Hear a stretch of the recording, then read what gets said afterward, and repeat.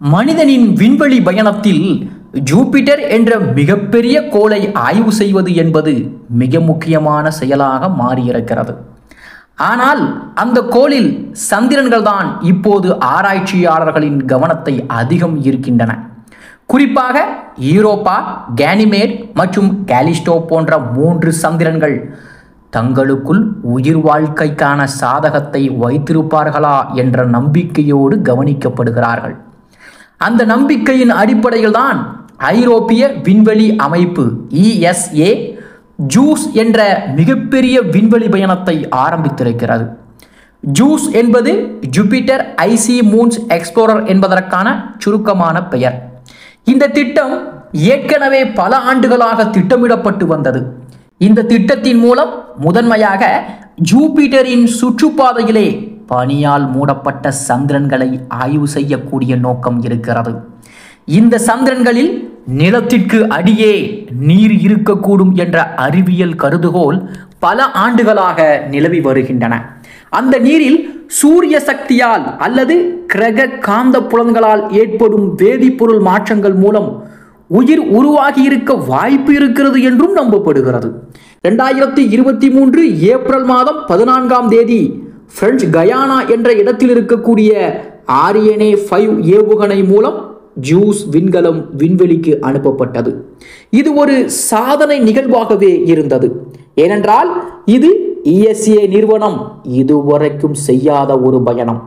இந்த விண்கலம் சுமார் 8 ஆண்டுகள் பயணித்து 2031 ஜூபிட்டருக்கு சென்று அடைய இருக்கிறது. இந்த பயணத்தில் ஜூஸ் பல்வேறு கிரகங்களின் ஈர்ப்பு சக்திகளை பயன்படுத்தி தன்னுடைய வேகத்தை கூட்டும். இதனை கிராவிடேஷனல் அசிஸ்டன்ட் அல்லது ஈர்ப்பு உதவி என்றும் அழைக்கலாம். இது எரிபொருள் சேமிக்கவும் பயணத்தை குறைக்கும் நோக்கத்திலும் பயன்படுத்தப்படுகிறது. விண்கலம் பூமியின் ஈர்ப்பு விசை, பின்பு வெள்ளியினுடைய ஈர்ப்பு, பிறகு மீண்டும் பூமி, பின்பு செவ்வாய் ஆகியவற்றின் ஈர்ப்பை கொண்டு தன்னை வழிநடத்தும். இது ஒரு திறமையான திட்டமிடல். ஜூஸ் விண்கலம் முழுமையாக ஜூபிட்டரின் சந்திரன்களை நோக்கியும் அமைக்கப்பட்டிருக்கின்றன. இதில் இருக்கக்கூடிய பன்முக சாதனங்கள், ஒளிவிளக்கு பொருட்கள், காந்த அளவீடு சாதனங்கள், ரேடார் மற்றும் கதிர்வீச்சு கருவிகள் போன்றவை மிகச் சிக்கலானவை. குறிப்பாக RIME என்ற கருவி சந்திரனின் பனிப்படலத்துக்குள் 9 கிலோமீட்டர் ஆழத்தில் இருக்கக்கூடிய அமைப்புகளையும் கணிக்கக்கூடிய அளவிற்கு வலிமை வாய்ந்ததாக அமைக்கப்பட்டிருக்கிறது. இது மிகவும் முக்கியமான ஒரு அம்சமும் கூட. ஏனென்றால் பனிக்கு அடியில் தண்ணீர் இருந்தால் அந்த தண்ணீரில் உயிர் இருக்க வாய்ப்பு உள்ளதா இல்லையா என்பதை இதன் மூலம் ஆராயலாம். அது மட்டுமில்லாமல் JANUS எனும் ஒளிப்பட கருவி சந்திரனின் மேற்பரப்பை கூர்மையான நிலையில் படம் பிடிக்கிறது. இந்த அனைத்து கருவிகளும் மொத்தமாக ஒரு விஞ்ஞான கண் போல செயல்பட்டு உயிரினம் இருக்கக்கூடிய சாத்தியங்களை கண்டறிவதற்காகவே அமைக்கப்பட்டிருக்கின்றன. இந்த விண்கலம் முதலில் ஜூபிட்டரின் காந்த புலங்களை கணிக்கவும் அதற்கு மேல் வளிமண்டலங்களை ஆய்வு செய்யவும் செயல்படும். அதற்கு பின்பு 35 சந்திரன்களை சுற்றும் பயணத்திலே ஈடுபடும். இதில் முதன்மையான கவனம் கேனிமேட் சந்திரனின் மீது இருக்கிறது. ஏனென்றால் கேனிமேட் என்பது சூரிய குடும்பத்தில் உள்ள மிகப்பெரிய சந்திரன் மட்டுமல்லாமல் தன்னுடைய சொந்த காந்த புலம் கொண்டே இருக்கின்ற ஒரே சந்திரன். இந்த காந்த புலம் சந்திரனுக்குள் இருக்கக்கூடிய நீர்ப்படலத்தை உறுதிப்படுத்தவும் உதவக்கூடும். இந்த ஜூஸ் மிஷன் வெற்றிகரமாக செயல்பட்டால் மனிதர்கள் அறிந்து கொள்வதற்கான ஒரு வாய்ப்பாகவே இது அமையும். இதன் விளைவாக எதிர்காலத்தில் அந்த இடத்திற்கு மற்ற விண்கலங்களும் ஒருவேளை மனித பயணங்களும் கூட ஏற்படுவதற்கு வாய்ப்பு அதிகம். இந்த திட்டம் ஐரோப்பிய விண்வெளி ஆய்வகத்திற்கு மிகப்பெரிய முயற்சியாகவும் அமைந்திருக்கிறது. ஏனென்றால் இது நாசாவின் ஆதரவில்லாமல் தன்னிச்சையான ஒரு முழு பிரம்மாண்டமான திட்டம். ESA நிறுவனத்தின் பல்வேறு உறுப்பு நாடுகள், குறிப்பாக ஜெர்மனி, பிரான்ஸ், இத்தாலி மற்றும் இங்கிலாந்து ஆகியவை இணைந்து பணியாற்றியிருப்பது இந்த திட்டத்தின் சிறப்பு. இது வெறும் அறிவியல் ஆராய்ச்சி மட்டுமல்ல, ஐரோப்பிய நாடுகளின் விஞ்ஞான ஆற்றலையும் தொழில்நுட்ப வளர்ச்சியையும் உலகிற்கு காட்டக்கூடிய ஒரு முயற்சி. அவர்களுடைய ஒவ்வொரு கருவியும் தங்களுடைய சொந்த நாட்டிலே உருவாக்கி துல்லியமான இணைப்புகள் மூலம் ஜூஸில் பொருத்தியிருக்கிறார்கள். இது மிகப்பெரிய சவாலான ஒன்று என்பதும் குறிப்பிடத்தக்கது. இந்த நிலையில்தான் இந்த முயற்சி ஜூபிட்டரின் சந்திரன்களில் உயிர் இருக்கக்கூடிய சாத்தியங்களை ஆராயக்கூடியது மட்டுமல்லாமல் அந்த சந்திரன்களின் உருவாக்கம், புவியியலின் அமைப்புகள் மற்றும் வளிமண்டல மாற்றங்களை பற்றியும் புதிய தகவல்களையும் தரும். இது உலக விஞ்ஞானிகளுக்கு பல புதிய கேள்விகளுக்கு பதில்களையும் உருவாக்கும் என்பதும் குறிப்பிடத்தக்க ஒரு விஷயம். அதைப்போல ஈரோப்பா எனும் சந்திரன் இதற்கான மிக முக்கியமான இடமாக கருதப்படுகிறது. அதன் மேற்பரப்பில் உறைந்திருக்கக்கூடிய பனியின் கீழ் ஒரு முழுமையான பெருங்கடல் இருக்கலாம் என்றும் கணிக்கப்படுகிறது. அந்த கடலில் உயிர் வளர்வதற்கு தேவையான வேதிப்பொருட்கள், காற்றழுத்தம், வெப்பநிலை போன்றவை இருக்கக்கூடிய சூழ்நிலையும் இருக்கலாம். பூமியில் கூட எளிய உயிர் வடிவங்கள் மிக கடுமையான சூழ்நிலைகளில் வாழ்வதை நாம் காண்கிறோம். அதைப்போல ஈரோப்பா எனும் சந்திரனின் கடலிலும் அது போன்ற சூழ்நிலை இருக்க வாய்ப்பு இருக்கிறது. ஜூஸ் விண்கலம் ஈரோப்பா சந்திரனின் மேற்பரப்பை மிக நெருக்கமாக ஆய்வு செய்யும். அதன் மேற்பரப்பில் பனிக்கட்டிகள், விரிசல்கள், குளிர்பத நிலைகளில் ஏற்பட்ட மாற்றங்கள் அனைத்தையும் இது பதிவு செய்யும். மேலும் அதன் மேல் உருவான வெப்ப அடுக்குகளை ரேடார் மூலம் பதிவு செய்வதற்கான திறனும் இதற்கு இருக்கிறது. அதைப்போல காலிஸ்டோ சந்திரன் மற்ற சந்திரன்களை விட குறைவான ஆர்வத்தை உருவாக்கி இருந்தாலும் இது மிகவும் பழமையான சந்திரனாக கருதப்படுகிறது. இதன் மேற்பரப்பில் பல கோடி ஆண்டுகளாக எந்த மாறுதலும் நிகழவில்லை என்பதும் முக்கியத்துவம் வாய்ந்தது. எனவே இது சூரிய குடும்பத்தின் ஆரம்ப காலகட்டத்தின் நினைவு சின்னமாக கூட இருக்கலாம். இதன் மேற்பரப்பை ஜூஸ் சிறப்பாக ஒளிவிளக்கு கருவிகளால் படம் பிடிக்க உள்ளது.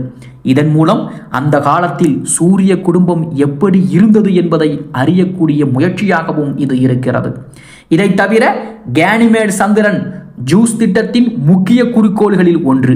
ஏனென்றால் இது சூரிய குடும்பத்தின் மிகப்பெரிய சந்திரன் மட்டுமல்லாமல் தன்னுடைய சொந்த காந்த புலத்தை கொண்டிருக்கும் ஒரே சந்திரனாகவும் இருக்கிறது. இது ஒரு தனித்துவம் கொண்ட ஒரு அம்சம். பொதுவாக காந்தப்புலம் என்பது ஒரு புவியியல் இயக்கத்தின் விளைவாகவே ஏற்படுகிறது. இது உள்வெப்பம் மற்றும் திரவ உலோக திரட்சி ஆகியவற்றின் காரணமாகத்தான் உருவாகும். இதனால் கேனிமேட் சந்திரனில் உள்ள உலோக அடுக்குகள் திரவம் மற்றும் இயக்கம் கொண்டதாக இருக்கலாம் என்று விஞ்ஞானிகள் நம்புகிறார்கள். ஆக ஜூஸ் விண்கலம் கேனிமேட் சந்திரனை கடைசியாக ஒரு நெருக்கமான வட்டத்தில் சுற்றி ஆய்வு செய்யும். இந்த சந்திரனில் இருந்து நேரடியாக பல வகையான தரவுகளை சேகரிக்கவும் அது திட்டமிட்டிருக்கிறது.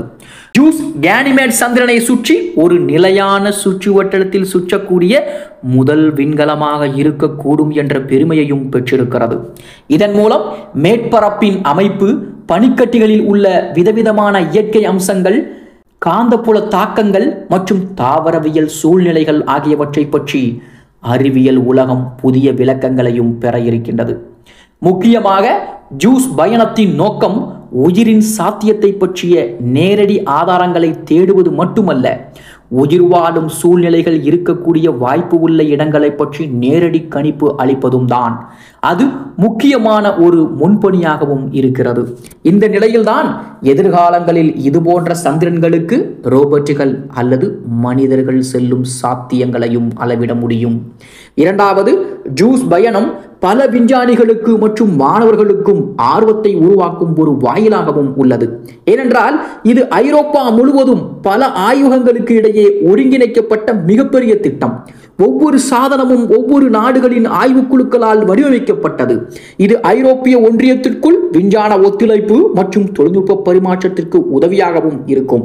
மூன்றாவது, இந்த முயற்சி புவியில் வாழும் மனிதனின் அடுத்த கட்ட அறிவியல் வளர்ச்சிக்கான அடித்தளமாகவும் அமையும். உயிரின் வரலாறு, அதற்கான சூழ்நிலைகள், அதன் பரவல் போன்றவையெல்லாம் இத்தகைய பயணங்களில் இருந்து பெறப்படும் தரவுகளால் மட்டுமே விரிவாக அறிய முடியும். ஆக ஜூஸ் திட்டத்தின் தொடர்ச்சியான மற்ற விண்வெளி அமைப்புகளும் தங்கள் திட்டங்களை தயாரிக்க தொடங்குகிறார்கள்.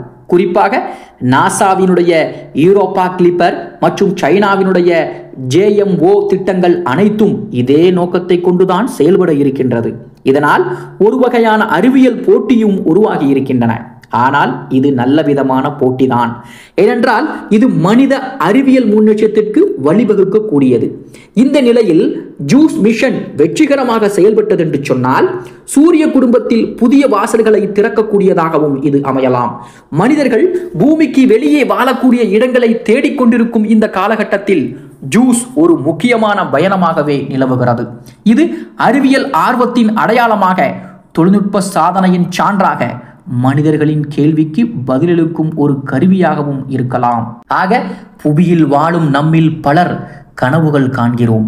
அந்த கனவுகளில் சிலர் மற்ற கோள்களில் வாழும் கனவுகளையும் வைத்திருக்கலாம். ஜூஸ் அந்த கனவுகளை நெருக்கமாக்கும் ஒரு முயற்சி என்பதும் குறிப்பிடத்தக்கது.